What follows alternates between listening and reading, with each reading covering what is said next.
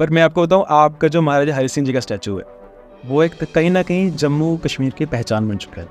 तो आपने अभी तक कितने स्टैचूज इंस्टॉल कर चुके हैं? राजौरी, पुंछ, आपको सारा श्रीनगर आर्मी एरिया में आपको मिलेंगे। तो जम्मू तो जितने भी हैं, मुझे लगता है कि अब 90% में मेरे स्टैचू हैं यहाँ जितने भी हैं। जैसे मैंने बोला कि जनरल जोरावर सिंह का वो वाला जो सबसे पहले बना, हाँ जी। फिर जनरल जोरावर सिंह जी का ये जो हॉर्स के ऊपर बैठे आरबीआई के सामने। फिर अगर मुझे आज तक सबसे अच्छा अपना स्टैचू और भी एक लगा जनरल बिक्रम सिंह जी का, जो बिक्रम चौक। हाँ जी। उसके बाद फिर जैसे महाराजा हरि सिंह जो पार्क में बैठे हुए हैं, वो स्टैचू मुझे आज वो तो काफी मुझे अच्छा लगता है जो आपका। पॉडचीत के एक और एपिसोड में आप सबका स्वागत है। आए दिन जब भी हम जम्मू कश्मीर के सड़कों पे निकलते हैं, हमें हर चौक पे किसी न किसी जनरल का, किसी न किसी महाराजा का स्टैचू यानी कि मूर्ति जो है वो देखने को मिलती है। लेकिन आज तक कभी हमने सोचा नहीं कि आखिर बनाई किसने है। तो आज हमारे साथ वो मौजूद है जिन्होंने जम्मू कश्मीर में 90% स्टैचूज जो आपको देखने को मिलते हैं वो उन्होंने बनाए। तो आइए आप सबको उनसे मिलाते हैं। हमारे साथ मौजूद है रविंदर जम्वाल जी। सर कैसे हैं आप? बिल्कुल जी, बिल्कुल ठीक है अभिजीत जी। सर जैसे आपका पहला प्रोजेक्ट जनरल जोरावर सिंह जी का था, तो उसके पीछे की स्टोरी क्या है? मतलब आपने जनरल जोरावर सिंह जी ही क्यों चुने पहले अपना जो आपने बनाया था? जब मैं 88 में बड़ौदा से मास्टर डिग्री करके आया तो यहाँ कुछ आर्मी वाले मेरे पास आए घर में, उस समय पेपर में भी आया था। तो उन्होंने मुझे बोला कि ऐसे जनरल जोरावर सिंह जी का, लेकिन जनरल थे त्यागी जी। उन्होंने जब मेरे काम देखे, पेपर के ऊपर आया तो न्यूज़पेपर में आए थे, तो उन्होंने मतलब आर्मी मैन भेजे और बोला कि ऐसे हमें बात करनी। फिर मैं टोपी बंगला यहाँ सतवारी के पास उनके पास गया, तो मैं बोला ऐसे ऐसे जनरल साहब का स्टैचू बनाना है, बस्ट बनाना है 4.5 फुट का। तो उसमें उनकी एक शर्त थी, एक उन्होंने बोला कि घर में नहीं ये करना, यहाँ पर हमारे जो एरिया आर्मी एरिया यहाँ पर बैठ के करना। उन्होंने मुझे जगह भी दी और एक मदर शेड ही था उसमें, तो काफ़ी मैंने 15-20 दिन वहाँ रह के वो किया। तो अभिजीत जी सबसे बड़ी मेरे लिए उस समय खुशी की बात ये थी कि जब किले में मैंने उसको तैयार किया तो उनके 3-4 जो मेन जनरल थे वो और काफ़ी हाई रैंक के जो उनके ऑफिसर थे वो आए।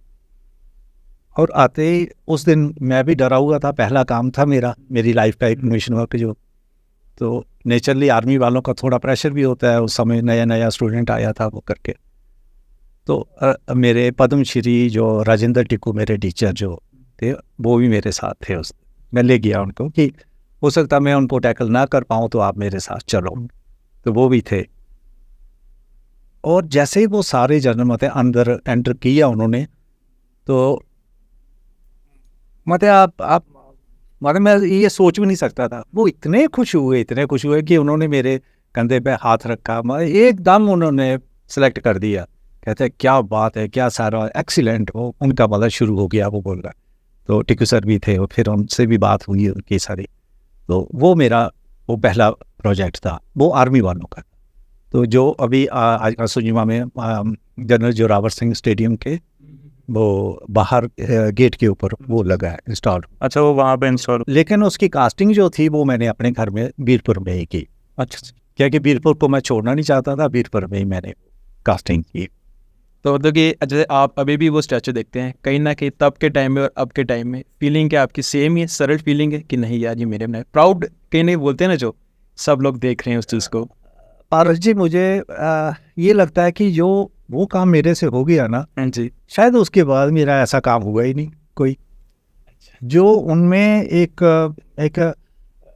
ये था ना, मतलब जनरल जोरावर सिंह का जैसा नाम है और जैसे उन्होंने जो कुछ किया वो तो सारे पूरे हमारे जम्मू के लोग पूरे आज तो मेरा ख्याल पूरी इंडिया उनके नाम जानते हैं लोग। कि हमारे जहाँ सक्सेना साहब वो गवर्नर थे, हाँ जी, जनरल थे, उन्होंने इंडियन नेपोलियन उनका नाम डाला था। वो कहते हैं दुनिया में सिर्फ एक ही जनरल था जिन्होंने मतलब ऐसा काम कुछ किया है, जो कहाँ तक मतलब बॉर्डर का चाइना तक रशिया तक और मतलब वो जाना और उस इलाके को सारा करना।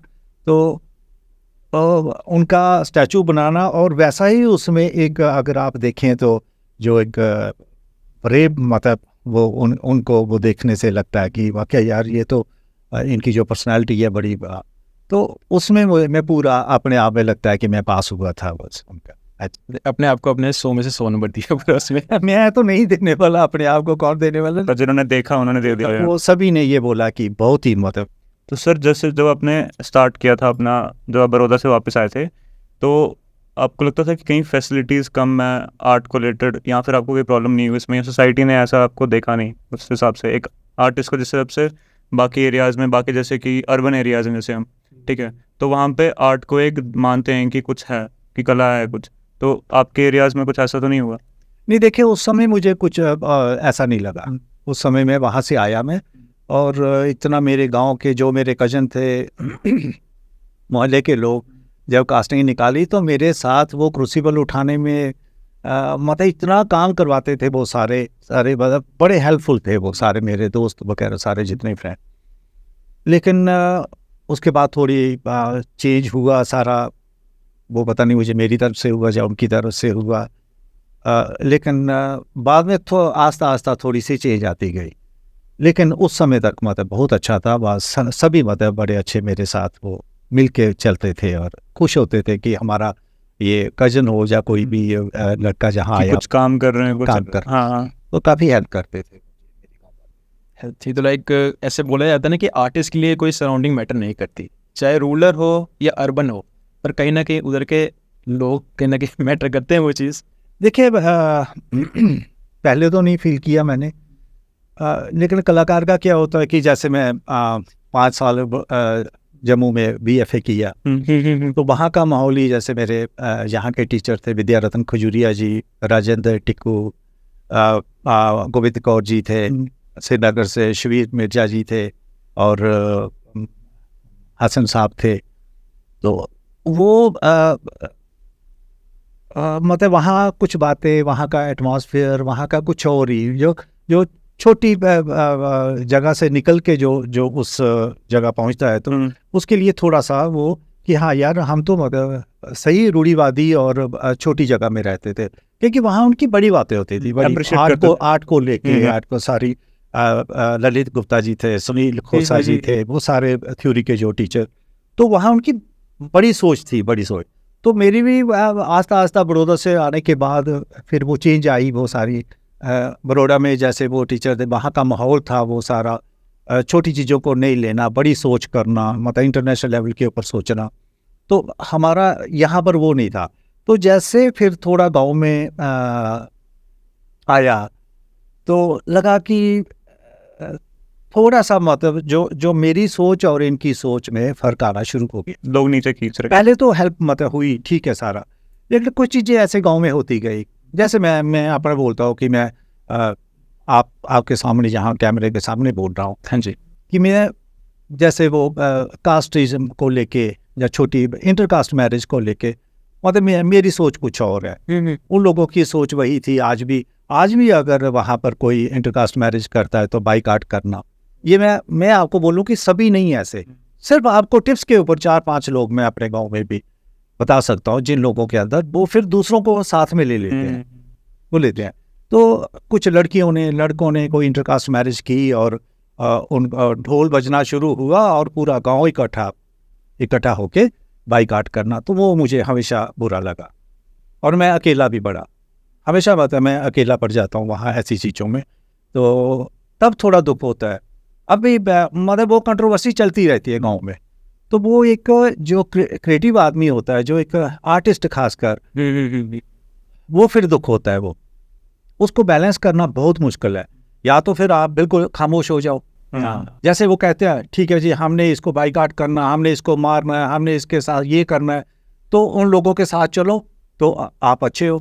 जब आप थोड़ा विरोध करते हो, मेरी नेचर है, मतलब चाहे मैं कंट्रोवर्सी में रहूं, लेकिन मुझे जो बुरा है वो बोलना ही बोलना है। और फिर बड़ी बात है, मेरा साथ ऐसा मिला, मेरा लाइफ पार्टनर जो सरपंच है अभी, वो अच्छा, बीरपुर गाँव की वीना आजमवाल जी, तो वो भी सिटी से आई थी, वो मेरे से भी थोड़ी सी ऊपर है उसकी सोच। कहते ये क्यों होता है, ये ऐसा क्यों होता है, आज के टाइम में ऐसा क्यों हो, किसी के साथ छूत-छात क्यों हो, किसी को नीचे बिठाने के लिए क्यों, किसी को ओए करके क्यों बोला जाए, किसी को, मतलब हम ठीक है। मुझे एक दिन बड़ी अच्छी बात लगी कि जिस दिन हमारा हरि सिंह की छुट्टी हुई, छुट्टी अनाउंस जी, हुई पिछले राजमहल अमर महल में वो एक काफ़ी बड़ी पार्टी की, तो हाँ जी। विक्रमादित्य जी ने बोला, मैं बोला कि हम क्षत्रिय हैं, हमें प्राउड है, हम क्षत्रिय, हम राजपूत हैं क्षत्रिय, लेकिन इसका ये नहीं है कि हम दूसरों के साथ नफरत करें, दूसरों को के साथ छूछात करें, दूसरों को नीचा दिखाएं। हमारा ये कर्तव्य नहीं है। ठीक है, हम हैं, लेकिन उनको मत आप जलील करो या कुछ ऐसा कोई हमारा वो नहीं होना चाहिए। तो वो मुझे बड़ी अच्छी बात लगी, क्योंकि मेरी सोच भी वैसी ही है। कहता हूँ ठीक है आप वो, लेकिन किसी को आप क्यों मत नीचा दिखाते हो। तो उसके विरोध में मुझे लगता है कि कुछ लोग गांव के सारे मेरे से बड़ा प्रेम करते थे या करते भी हैं, लेकिन उन लोगों ने ऐसा प्रचार कुछ ऐसा कर दिया कि मैं बहुत बुरा आदमी हूँ, ये हमारे खिलाफ क्यों बोलता है। तो मुझे ये जरा भी संकोच नहीं है कि आप बोलते रहें, बुरा मुझे करें, लेकिन जो मैं बोलना चाहता हूँ वो मैं बोलूँ, वो चेंज वो बोल के रहूँगा। अब इसी के साथ मतलब कड़ी, जैसे आजकल क्या है कि धर्म के ऊपर थोड़ी सी बात भी बोलो तो बड़ा इशू बन जाता है। जी जी। लेकिन मुझे लगता है मैं सभी धर्मों की इज्जत करता हूँ, सभी। मैं किसी की कभी कोई वो कर ही नहीं सकता। मैं कहता हूँ सभी के धर्म एक जैसे हैं, सभी इंसान एक जैसे हैं। मेरा जो मानना है कि सभी पहले हम इंसान हैं, उसके बाद हमारे धर्म, हमारी जात पात वो सारी बढ़ती है, पहले इंसान है। तो इंसान भगवान के नाम पर किसी को तंग करना आप शुरू कर दो। मैं आपको पारस जी बताऊँ, हाँ जी, 10 साल हो गए जी जी। एक वहाँ हमारे गांव में मंदिर बना, नरसिंह जी का मंदिर 200 साल से चल रहा है, लेकिन वहाँ मेरे ही कजन है, उन्होंने वो नरसिंह जी का मंदिर बनवाया। और बनाने के बाद जैसे पहले बड़ा अच्छा चलता था, उसके बाद जो स्पीकर का वहाँ तांडव हुआ, ये बाकी धर्म वाले नाराज ना हो कि मैं कोई किसी के धर्म, मैं अपने हिंदू धर्म के ऊपर नहीं, मैं अपने गांव के ऊपर उदाहरण। वो 4 बजे वहाँ के बाबा जी थे, उनके साथ वो जो प्रेसिडेंट साहब थे जिन्होंने मंदिर बनाया, उन्होंने वो 10 साल हो गए अभी वही प्रेसिडेंट है। जो मेरी कंट्रोवर्सी है कि भाई 2 साल के लिए प्रेसिडेंट क्यों नहीं। मैं किसी भी संस्था के बारे में बोलता हूं, चाहे मुझे बुरा चाहे रायपुर सभा हो, चाहे वो कोई भी सभा हो, या कोई NGO हो, या कोई रामलीला, हमारी रामलीला बहुत एक नाम था वीरपुर का, वहाँ के प्रेसिडेंट 10 साल हो गए, लेकिन कुछ नहीं हो रहा है, लेकिन है प्रेसिडेंट वहाँ के। तो ये मेरा कहने का कि 2-2 साल के बाद आपको चेंज होना चाहिए। कोई भी संस्था हो, उसका उसमें चेंज आती है, प्रोग्रेस होगी आपकी। तो उन्होंने वो भी एक अच्छा, फिर उन्होंने मतलब मैं आवाज़ के ऊपर मैंने बात उठाई जो स्पीकर की बात, कि थोड़ा कम करें आप, इतना लंबा टाइम ना लें, थोड़ा स्कूल आपके पास है बिल्कुल, कुछ लोग जो जिनके घरों के ऊपर है बिल्कुल स्पीकर लगा है, उन लोगों को तकलीफ होती है, वो भी आए मेरे पास, कहते हैं जी ऐसे बड़ी परेशान है आप। लेकिन उस आदमी ने मुझे हर्ट करने के लिए, सिर्फ मुझे हर्ट करने के लिए रोज मतलब उसने इतनी जोर से स्पीकर लगाना शुरू कर दिया। अच्छा, फिर गांव में इमेज खराब मेरी करना शुरू कर दी। जब मैंने बोला कि ये स्पीकर बंद करो, उसने क्या करना, सच वो कम करो, उसने बिल्कुल बंद कर देना। 1 महीना लोगों में विरोध आ गया, रवि बंद करवा गया गाँव का स्पीकर, रवि बंद। और ये तांडव उसने मतलब चलाता ही रहा। वो जब मैंने बोलना थोड़ा सा तो उसने बिल्कुल बंद करवा देना, नहीं तो उसने वो आवाज़ ज़्यादा करनी। क्या चलता रहा वो, थोड़ी देर हुई है, वो मसला थोड़ा सा हल हुआ तो उन्होंने कम किया। मेरे ब्रदर पड़े बीच में, कुछ सारा बड़ा परेशान। आप सोच सकते हैं मैं यहाँ तक आ गया, मैं पब्लिकली ये बोल रहा हूँ कि एक टाइम ऐसा हुआ कि मैं डॉक्टर को भी बोल दिया कि मेरे इलाज मेरा शुरू हो गया, मतलब मैं पागल जैसा हो गया। मतलब घर वालों ने मुझे पकड़ा, मुझे इतनी मेरी हालत ख़राब हो गई। मैं नेचुरली एक आर्टिस्ट मतलब इमोशनली होता है, वो ऐसे बन ही नहीं सकता। वो मतलब यहाँ तक मतलब आ गया कि सुसाइड कर लो, इससे अच्छा है कि मैं मर जाऊँ। मतलब ये मेरे से सुना ही नहीं जाता। मेरा अंदर मैं रजाइयाँ लेके, अपने पिल्लो लेके ये करना, पागल होके मतलब इतना मैं पागल हो गया। लेकिन उनको कोई चिंता नहीं, वो लोगों के साथ कि लोग खुश है जी, स्पीकर जोर से लग रहा है, भगवान का नाम। मैं वही आता हूँ वहाँ की, भगवान का नाम भी जरूरी है, सब कुछ है, लेकिन आप एक इंसान को मतलब मैं नहीं, मतलब कई लोग थे, लेकिन गांव में उन लोगों का इतना डर है कि उनके आगे कोई बोल ही नहीं पाता। अब पूरे गांव में बोल रहे हैं लोग इस प्रेसिडेंट को चेंज करो, लेकिन वो नहीं छोड़ता वो फिर। लेकिन मुंह के ऊपर कोई नहीं बोलता, पीछे से सारे मेरे पास आते हैं, इसको चेंज करना है जी, रामलीला वाले को चेंज करना है, लेकिन वो नहीं, कोई नहीं बोलता। ये मैं अगर मेरे गांव वाले सुन रहे हैं तो मैं उनको ये बोलूँ कि आप में थोड़ी सी हिम्मत होनी चाहिए किसी के खिलाफ बोलने की भी। आप मतलब गलत के ये खिलाफ। अपनी स्किन सेव करने का एक उनके पास है, बाकी बाकी कि बोलो अगर कोई हो रहा है। अभी तो गीता में लिखा है, आपके कृष्ण भगवान ने बोला कि अगर जुल्म हो रहा है तो उसके ऊपर आप बोलो, लेकिन आप नहीं बोलते हैं तो इसलिए मैं बोल रहा हूँ गाँव में मतलब ये थोड़ा सा कलाकार के लिए जो मैंने बात सुनाई ये थोड़ी मुश्किल होती है। तो जय सर बन जाऊँ मैं, यस सर, तो मेरा ख्याल है रवि आज उनका सबसे बड़ा चहेता होगा। यस सर तो हाँ बिल्कुल सर। ये चीज़ें अब मेरे से होता नहीं वो। सर हम आपके वापस जो आपका काम है उस पे आते हैं। तो हम जब भी निकलते हैं रोड से, कभी यहाँ पे आरबीआई के सामने लगा हुआ है एक स्टैचू, वहाँ पे महाराजा हरि सिंह, मतलब हर जगह स्टैचू हैं आपके। तो आपने अभी तक कितने स्टैचूज इंस्टॉल कर चुके हैं टोटल आपके करियर में? देखो लगा जी, आपको आपने तो काउंट भी नहीं रखा होगा। हिमाचल से लेके आप ले तक, ले में भी मेरा एयरपोर्ट के बाहर निकले हैं तो वहाँ भी मेरा स्टैचू है 10 फुट का। अच्छा। कर्नल साहब थे। राजौरी, पुंछ, आपको सारा श्रीनगर आर्मी एरिया में आपको मिलेंगे। तो जम्मू तो जितने भी हैं मुझे लगता है कि अब 90% में मेरे स्टैचू हैं यहाँ जितने भी हैं। तो उसमें ये भी हो सकता है कुछ सभी मास्टर पीस नहीं हो सकते कभी, उनमें मतलब कुछ काम जो एक कलाकार को भी और लोगों को भी अच्छे लगते हैं। उनमें से जैसे मैंने बोला कि जनरल जोरावर सिंह का वो वाला जो सबसे पहले बना, फिर जनरल जोरावर सिंह जी का ये जो हॉर्स के ऊपर बैठे हैं आरबीआई के सामने। फिर अगर मुझे आज तक सबसे अच्छा अपना स्टैचू और भी एक लगा जनरल बिक्रम सिंह जी का, जो बिक्रम चौक। हाँ जी। उसके बाद फिर जैसे महाराजा हरि सिंह जो पार्क में बैठे हुए हैं वो स्टैचू मुझे आज वो तो मतलब मुझे अच्छा लगता है जो अपना। और सारे ऐसा नहीं होता, सभी काम मुझे अपने अच्छे लगते। आर्टिस्ट को तो हर एक काम अपना मतलब नेचुरली वो लगेगा।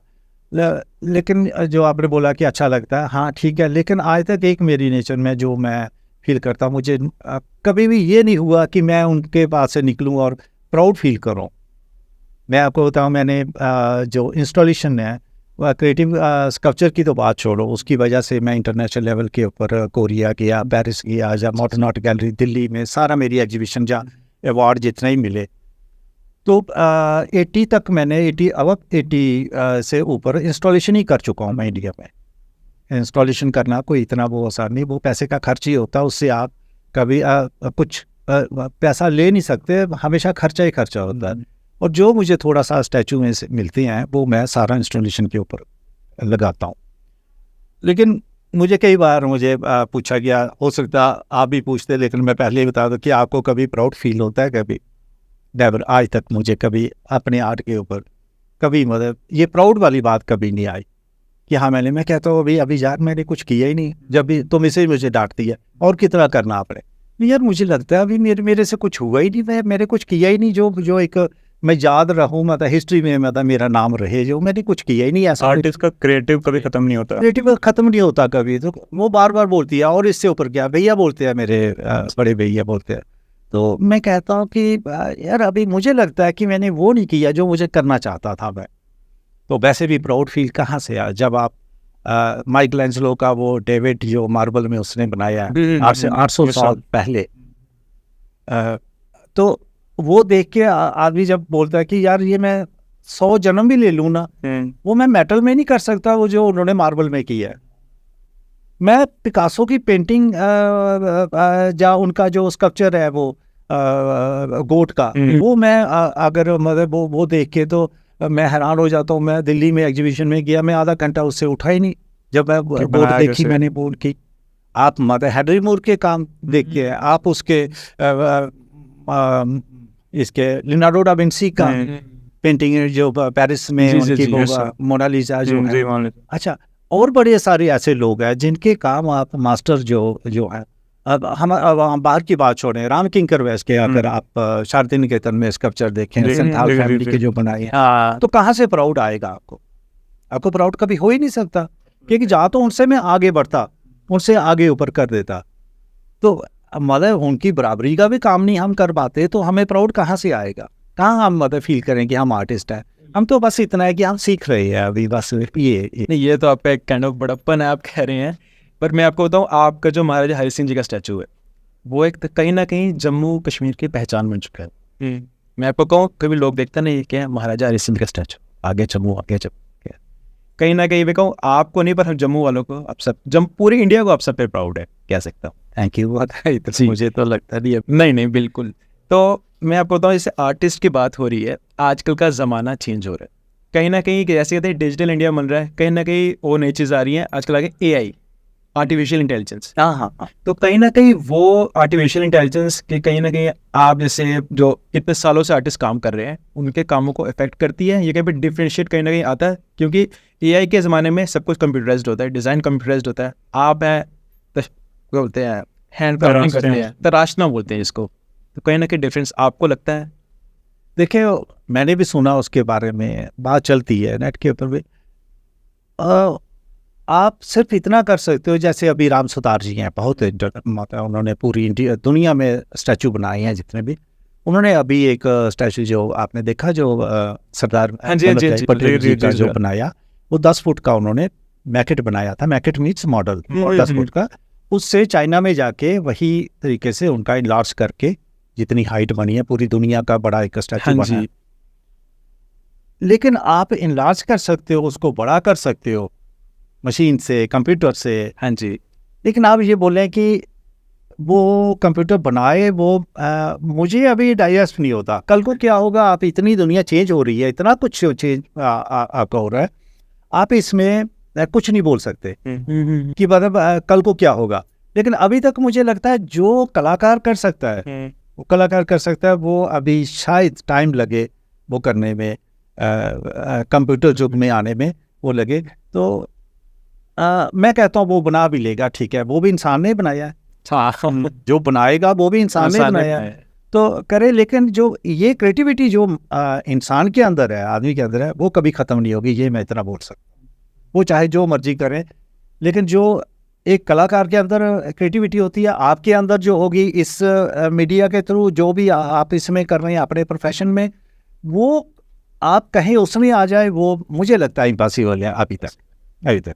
तो ये एक सोच है, क्योंकि हम 24 घंटे सोए हुए भी यही सोचते हैं, यार अगले प्रोजेक्ट में मुझे नया क्या करना है। क्रिएटिविटी तो वही है ना, आप नया क्या करना है। जी। अब वही से मतलब भेड़ चाल, आज ही बताओ जो मैं बोलता हूँ अभी वही थोड़ा सा होगा। भेड़ चाल की बाइकाट कर दो, ढोल बजा दो, ये कर दो, वो कर दो। तो उसमें से रवि हमेशा डिफरेंट रहा। मैंने कहा मैं नहीं भाई, ये चीज़ें नहीं, मैं मतलब मेरी सोच कुछ और है। तो वो वाली क्रिएटिविटी है ना, वो हमेशा जिन लोगों में रहेगी, वो एक नया अपना रास्ता ढूंढेंगे। और हम ये दावे से बोलते हैं, अब ये भी नहीं कि हमारी स्कूलिंग एक गवर्नमेंट स्कूल से हुई है। गवर्नमेंट स्कूल से मैट्रिक करने के बाद 2 साल हम ऐसे रहे, उसके बाद BFA जम्मू में गए कॉलेज में। तो वो जो स्कूलिंग थी वो भी इतनी अच्छी नहीं थी, लेकिन हमने अपनी मेहनत करके दिन रात लगा के वो फिर भी थोड़ा सा किया, जो आज 4 लोग जाते हैं। सर, आपके वापस मैं स्टैचूज पे आना चाहूँगा। आपने जैसे कि कुछ लोगों को पता नहीं, मतलब बहुत सारे लोगों को पता नहीं होगा कि हर एक स्टैचू के पीछे एक मतलब होता है, कि जिसके जैसे आपने जनरल जोरावर सिंह जी का बनाया हुआ RBI के सामने, उनकी एक टांग खड़ी है घोड़े की, तो किसी का स्टिल होता है, किसी के घोड़े की सब टांगें नीचे होती हैं, तो उन सब के पीछे मतलब होता है। तो क्या आप बताना चाहेंगे? हाँ बिल्कुल। जब मैंने ये मुझे चक्रवर्ती जी ने बोला कि ये जनरल जोरावर सिंह जी का करना है, ये भी थोड़ी मेरे साथ अजीब सी कहानी हुई थी। तो 3 मॉडल मैंने बनाए। मुझे इस चीज़ का पता नहीं था उस समय। ये गवर्नर हाउस में जाके पता चला, सिन्हा साहब, मैं, जनरल गोवर्धन सिंह जी, चक्रवर्ती जी और एक ब्रिगेडियर साहब थे, वो कोतवाल जी, ब्रिगेडियर कोतवाल, हम 4 लोग थे। तो वहाँ गए। 2 मॉडल तो जो थे वो चक्रवर्ती जी को पसंद आ गए। कहते हैं जी ऐसे वो चारों टांगे लगी थी, एक उठाई थी, जैसे आम होता ना, एक टांग मतलब उठी हुई है और दूसरी जैसे महाराजा गुलाब सिंह जी की। तो वो 2 मॉडल वो थे। ये तीसरा मैंने उनको बताया ऐसे ही, मतलब कोई मेरा ख्याल है मैंने आधा घंटा भी नहीं लगाया, ऐसे करके 2 टांगे उठाई और ये बनाया। तो चक्रवर्ती जी बोलते हैं ये क्या बना दिया, ये सर्कस का घोड़ा लग रहा है, तो इसको नहीं लेना। फिर भी मैंने बड़ी हिम्मत की, उसको भी चोरी डाल लिया। जब गए गवर्नर हाउस में टेबल के ऊपर रखे तो वो भी 2 मॉडल और थे। मतलब आप यकीन नहीं करोगे, मतलब गवर्नर साहब ने वो दोनों देखे भी नहीं। इनको उठाओ ये वाला रखो जो उन्होंने बोला था ये लेना नहीं, चक्रवर्ती जी ने लिया। तो 2 टांगों के ऊपर मैंने वो खड़ा किया था वो घोड़ा। तो कहते हैं ये बनता ही यही तो उनका बनता है, ये तो बनते ही नहीं चक्रवर्ती साहब। फिर वहाँ बात चली कि जब जो वॉरियर जो है वो उसमें लड़ाई में जो होता है वो शहीद होता है, उनकी दोनों टांगे उनकी, तो जनरल जोरावर सिंह तो लड़ाई में ही शहीद हुए वो, तो उनकी दोनों टांगे मतलब वो होगा। तो कहते वो दूसरे नहीं, ये इनका यही पर बनेगा। लेकिन मेरे लिए बड़ी चैलेंज थी वो मेरे में कि 2 टांगों के ऊपर कैसे, मॉडल तो बना दिया छोटा सा, आप वो था कि इसको कैसे मैंने वो करना है। अब मेटल में 30-40 क्विंटल वजन है, उसको कैसे मतलब 2 टांगों के ऊपर। तो मुझे किसी ने फिर बोला कि वहाँ शांता कुमार जी हैं दिल्ली में, वो ये काम कर सकते हैं मेटल कास्टिंग का, जिनके बेटे आज भी काम कर रहे हैं। उनकी तो डेथ हो गई है। फिर उन्होंने ऐसे ऐसे करके सारा वो बीच में दिल्ली से वो स्टील रॉड लाए, एंगल के बीच में वो सारा करके, तो उन्होंने वो सारी हेल्प मतलब उनकी वो थी कि तो आगे कैसे अभी इस वजन को खड़ा करना है। तो टेक्निकली मतलब उनकी काफ़ी सपोर्ट मिली थी मुझे। तो वो ऐसे। ठीक है। तो अभी कुछ साल पहले मोदी जी आए थे, हाँ जी, तब उनकी मैं आपके पढ़ रहा था आपके बारे में, फाइबर ग्लास का आपने उनको एक भेंट दिया था, आपने उन्हीं का पोर्ट्रेट किया था। तो वो क्या कैसे हुआ कि मोदी जी, स्टोरी क्या थी उसके पीछे? देखिए और वो मैं पहले मैं सॉरी आपको इंटरप्ट कर, मैं सबको बताना चाहूँगा कि 15 दिनों में इन्होंने बनाया था वो। हाँ जी, हाँ ये तो है। उस समय मुझे मतलब 15-20 दिन पहले ही पता चला मुझे कि वो मोदी साहब पल्ली में आ रहे हैं। तो मैंने वहाँ एक माइंड बना लिया जल्दी कि उनका पोर्ट्रेट मैं पोर्ट्रेट दूंगा, उनको गिफ्ट करूंगा। अब पता नहीं जाने भी देना, किसी ने नहीं जाने देना, लेकिन मैं अपने से स्टार्ट कर दूंगा। तो मेरे जीजा जी, जिनकी बहुत कंट्रीब्यूशन है मेरे इसमें, आर्टिस्ट फैमिली की तो दोनों भाइयों की तो है ही, ब्रदर मेरे, लेकिन जीजा जी दीदी का ही बड़ा रोल है मेरी लाइफ में। तो जीजा ही बोलने लगे यार करने लगा तो इतना सारा पोर्ट्रेट क्या देगा वो, एक उठा के तो उनको एक प्रधानमंत्री है तो क्यों नहीं तू 6 फुट का ही कर लेता। भाई जीजा ही 15 दिन में 6 फुट का फाइबर ग्लास में कैसे बनेगा? कहते यार देख मत है जो ऐसे ही होता है, हिस्ट्री ऐसे नहीं बनती। तो दिन रात लगाया, पूरा स्टैचू 2 स्टार्ट किए मैंने, 15 दिन में 2 स्टार्ट कर दिए। अच्छा। हाँ, कि कौन सा मुझे मतलब ठीक लगेगा। तो कुछ थोड़ा जिसके ऊपर मैं जोर ज़्यादा बाला फेस के ऊपर लगा रहा था, सारा बनाया, तो मुझे ना वो नहीं हो रहा था, सेटिस्फेक्शन नहीं मिले कि मोदी नहीं लग रहे हैं कुछ। कोई बोले भी इतना है। सामने वाला घर है, वहाँ बच्चे चले थे, वहाँ खेल रहे थे, तो एक बच्ची बोलती है और उसके साथ दूसरे भी कहते हैं वो मोदी का स्टैचू मामू जी बना रहे हैं। मतलब मैं इसका मामू जी ना वो बना रहे हैं वो नानी जी वो मोदी का स्टैचू बना, वो देखो मोदी मोदी मोदी। मैं यार डन माता हो गया। माता जब बच्चे ने बोल दिया कि लग रहा है मोदी, तो बात तो मैं भगवान तो हूँ नहीं, मैं पूरा वैसे ही करूँ, लेकिन अब ये हो गया मोदी जी का। तो वो मैंने कहा ठीक है। मैंने बस उस दिन कास्टिंग के लिए शुरू कर दिया। एक लड़का भी आर्टिस्ट था, वो मैं उसको बुलाया। मैं यार मत जल्दी ये करना, 15 दिन में करके। फिर लेने का वहाँ बड़ा मुश्किल हो गया, लेकर बड़ा अब मिलना है वो मोदी। तो क्या हुआ कि चल रहा था कि कैसे ले। गवर्नमेंट भी वो सारी डिव काम में है, चाहे डीसी साहब है, मैडम थी, जो उनकी हिम्मत नहीं पड़ रही थी कि अगर अच्छा नहीं लगा मोदी साहब को तो वो तो हमारी हालत ख़राब हो जाएगी कि ये क्या मतलब आपने दिया। इतनी देर में क्या हुआ कि वो मिसी ने ना आज तक वाले एक सुशील जी भट्ट जी है ना, एक भट्ट सुशील भट्ट, क्या नाम है उनका, क्या अनिल भट्ट या सुशील भट्ट, आज तक में, तो उनसे बात की होगी। नहीं, इन्होंने उसके ऊपर चढ़ाया, लाइव रिपोर्टिंग कुछ किया, इसने किया, तो उन्होंने कोई देखा होगा। तो ऐसे ऐसे बात हो गई कि ऐसे मैं इंटरव्यू लेने आ रहा हूँ आपका। आए वो, तो उन्होंने इंटरव्यू लिया तो वो सारा उन्होंने पाया। क्या हुआ कि वो जब इंटरव्यू उन्होंने लिया था, दूसरे दिन हमें हमें डीसी मैडम, सारे कमिश्नर थे, कहने लगे जी स्टैचू लाओ जल्दी, मतलब कल आना था शाम को, मतलब स्टैचू लाओ तो करो इसको। हमने रखा, लेकिन वो जगह हमें पसंद नहीं आई कुछ, मतलब मैंने कहा यार बनाया भी तो कोई। इतनी देर में क्या हुआ कि दूसरे दिन सुबह वो आज तक का इंटरव्यू मोदी साहब ने खुद देखा। वो जब वो देखा तो उन्होंने बोला कि उस आर्टिस्ट को और जो वो मैडम का भी लिया था सर पर, उन दोनों को जब मैं वहाँ पंचायत घर में उसको स्टैचू को रखो और उन दोनों के साथ में मिलना चाहता हूँ। अच्छा, वो जी एकदम वहाँ हुआ, वहाँ से उठाया, फिर पंचायत घर में रखा। वो जहाँ एंट्री, अभी मोदी साहब हेलीकॉप्टर से उतरे और पहली समझो हमारी वो एंट्री हुई, तो उनको खड़े करना। फिर वो आए, उन्होंने मतलब बातें की सारी। उस टाइम कैसी फीलिंग थी, कैसे लग रहा था? पहले मतलब एक अजीब सा था कि इतने बड़े प्रधानमंत्री है, इतनी दुनिया पूरी जानती है उनको, तो जब आए तो उन्होंने एक आर्टिस्ट को मतलब एक रिस्पेक्ट देने की, उन्होंने मतलब ऐसे ही हाथ रखे मेरे साथ। जब गए भी, जितनी देर तक वो गाड़ी उनकी हमारी नज़रों से नहीं गई, उन्होंने मेरे आगे ऐसे ही, हमारे आगे ऐसे हाथ रखे। तो कितना मेरे कंधे पर हाथ रखना, हाथ मिलाना, फिर बात करना, सारा तो ये बड़ी मेरे लिए एक प्राउड की बात थी कि हाँ जी। फिर वो पल्ली में ही पड़ा है अभी तक। अच्छा जी। अच्छा, जहाँ पे इंस्टॉल हुआ था वहीं पे, जहाँ पे हाँ, दिखाया था आपने? बिल्कुल दिखाया था। वो पंचायत घर के हाँ, लिए जी, वो जी। नया एक वो हॉल बना, उसके अंदर शीशे में उसको पूरा वो कवर करके अच्छा, अच्छा। उन्होंने रखा है। जी, मैं पूरी कन्वर्सेशन सुन रहा था, उसमें एक चीज़ मैंने देखी, आप बार बार अपनी वाइफ का नाम ले रहे थे। अजय, वाइफ का नाम ले रहे थे बार बार। अच्छा। कहीं ना कहीं मैं देख रहा था आर्टिस्ट की लाइफ में उसके पार्टनर का कहीं ना कहीं बहुत अहम रोल होता है। तो मैं ऐसे लग रहा था आप बात कर रहे हैं ना कि मेरी वाइफ ने इसके अगेंस्ट आवाज़ उठाई, गांव वाले के जो आप बात कर रहे हैं, मेरे को एक सिनेरियो याद आ रहा था। एक फिल्म आई थी अक्षय कुमार की, टॉयलेट एक प्रेम का था, एग्जैक्ट सेम था। उनके उधर था, गांव में टॉयलेट नहीं था, उनकी वाइफ आती है, वो अगेंस्ट करती है।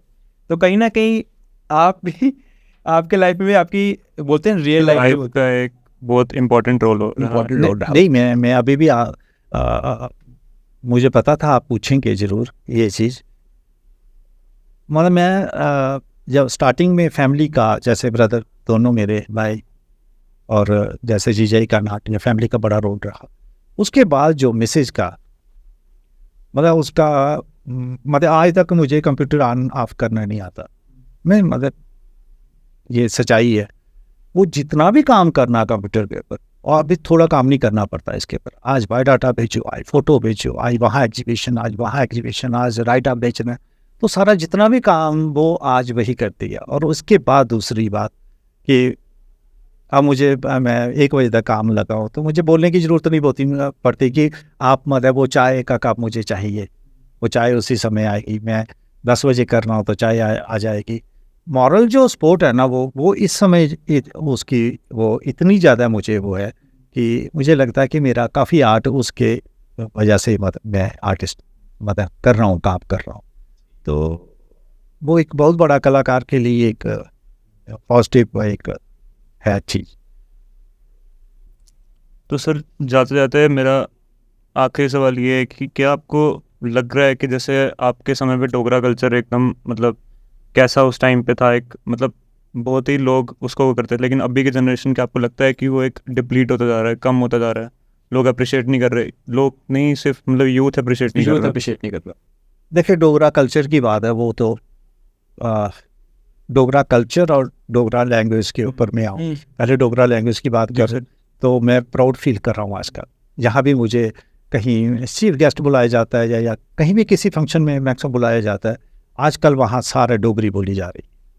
ये एक बहुत खुशी की, जो कि अच्छी बात है, बहुत खुशी की बात है कि हर जगह आपको डोगरी में, वहाँ बड़ी बड़ी जो पर्सनैलिटी, जो मिनिस्टर आए होंगे, कोई भी आया होगा ना, वो वो सारे डोगरी में बात करते हैं, वहाँ स्पीच करते हैं। तो ये हमारे लिए बहुत बड़ी बात है। जो हमने जैसे वहाँ देखा, गुजरात में, बंगाल में, पंजाब में, जहाँ कहीं भी अपनी लैंग्वेज नहीं लोग छोड़ते, अपनी मदर टंग नहीं छोड़ते, वो आजकल डोगरी में वो कर रहे हैं। बाकी रही कल्चर की बात, आपने बोला कल्चर का, सही बात है, बड़ा दुख होता है कि हमारा जो कल्चर है, देखते देखते हमने जो कल्चर देखा, आप तो छोटे बच्चे हो, आपने तो वो चीज़ें देखी नहीं जो हमने कल्चर का देखा है। राड़े होते थे, लोहड़ी होती थी, आजकल तो काइट चढ़ना भी बंद हो गई। मुझे पूरे गांव में 10 काइट नहीं, हमारा बीरपुर नहीं तो पूरे जम्मू में था कि बीरपुर में सबसे ज़्यादा काइट चढ़ती है। ये पता नहीं आपको पता हो नहीं, तो इतना मतलब वो आजकल कोई बच्चा एक पूरे मोहल्ले में देखने को मिलता है। आजकल सारे कल्चर ये हमारे जो थे वो खत्म हो गए। वो पता नहीं अभी चेंज है, नेचर में एक हिस्सा है चेंज होने का। तो वो चीज़ हो गई, लेकिन दुख होता है कि हमारे कल्चर गायब हो गए। थोड़ा थोड़ा अगर नई जनरेशन अगर थोड़ा उसमें हिस्सा ले तो मुझे लगता है कि कुछ, लेकिन रिवाइव होना बड़ा मुश्किल है। आप बसोली पेंटिंग जैसे थी उसको रिवाइव किया, अब मुझे लग रहा है कि बसोली पेंटिंग जैसे सोनू बलोरिया है, वहाँ से कुछ लोग निकले, वो थोड़ा सा वहाँ एक हमें किरण कोई सिखाई दी है। लेकिन हो सकता है मैं बड़ा जैसे डोगरी भाषा थोड़ी सी अभी हुई ना, तो ऐसे ही हो सकता है हमारा कल्चर भी, क्योंकि उसका एक बड़ा पार्ट ये भी रहेगा कि जैसे ये आपको दीवारों के ऊपर जो रिलीफ जितने भी बन रहे हैं, थोड़े बच्चों को देखने में दिख रहे हैं कि हाँ ये हमारा कल्चर था। हर एक कॉलेजेस के बाहर लगे हुए हैं। तो मैं आपको बोलूँ कि मैं कई बार कई हमारे जो एक्स मिनिस्टर थे उनके घरों में मदद उठा के लेके जाता हूँ कि ये वाले जैसे बैंड बाजा वाले म्यूजिशियन पहाड़ी इलाके के, कि कहीं इनको चौक के ऊपर डिस्प्ले करो। हमारा डांस था, कोई डांस था, हमारे डांस जो डोगरा बचिए जागरना में करते थे, वो मतलब कुछ ना कुछ ऐसा करो कि कुछ ऐसी जगह प्लेस हो यहाँ डोगरा कल्चर देखने को लोगों को मिले। अगर डोगरा का स्टैचू तो बड़े हो गए, मैं बार बार बोलता हूँ, बहुत स्टैचू हो गए जम्मू में। अब डोगरा कल्चर के बारे में कुछ मत ऐसे चौक में या ऐसे रोटरी में लगाने चाहिए। इसी पे सर मैं बोलना चाहूँगा, आखिरी सवाल था पर एक और आ गया कि गवर्नमेंट को भी एक मतलब अवेयरनेस फैलानी चाहिए, क्योंकि मैंने देखा है फाइन आर्ट्स का कॉलेज ही यहाँ पे एक ही है, तालाब तिल्लो वाली साइड पे। हाँ जी। तो जितना बाकी स्टडीज़ को अप्रिशिएट किया जाता है, तो उतना इसको कहीं ना कहीं नहीं किया जाता इतना अप्रिशिएट। तो क्या आपको लगता है गवर्नमेंट को भी एक रोल रखना चाहिए कि अपने कल्चर, जो भी कल्चर वहाँ पे है, तो उसको प्रमोट करे, काइंड ऑफ स्ट्रीट प्लेस करवा देखिए वो तो हमारे लोगों को भी, यूनिवर्सिटी हमारी जो है जब होगी, यहाँ बाहर का तो कोई नहीं ना, अपने लोग हैं। हमारे फाइन आर्ट की जो हालत होती है हमें तो समझा ही नहीं जाता वहाँ कुछ भी।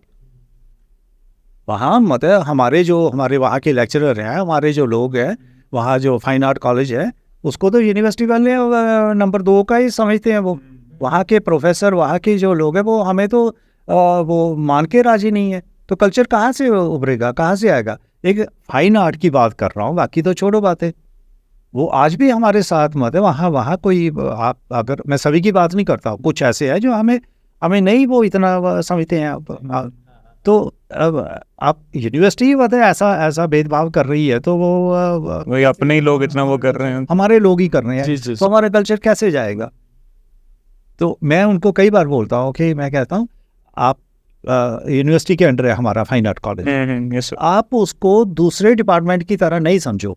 मैं कई बार बोलता हूँ कि कलाकार होता है थोड़ा फ्रीडम चाहता है, उसका अपना एक तरीका होता है काम करने। जैसे बड़ौदा में थे हम, मैं कई बार हमारी जो यूनिवर्सिटी से आते थे प्रिंसिपल या प्रोफेसर जो आती थी लेडीज कोई भी, तो उनको बोलता था कि यार थोड़ा देखो, वहाँ बड़ौदा में हम पूरी रात काम करते थे।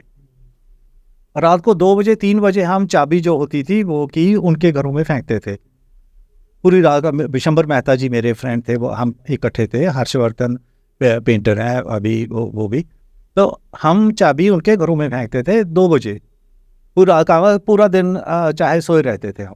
लेकिन ये इनका क्या तरीका, आप 9 बजे से लेके आपने 2 बजे तक काम करना है, उसके बाद कॉलेज बंद।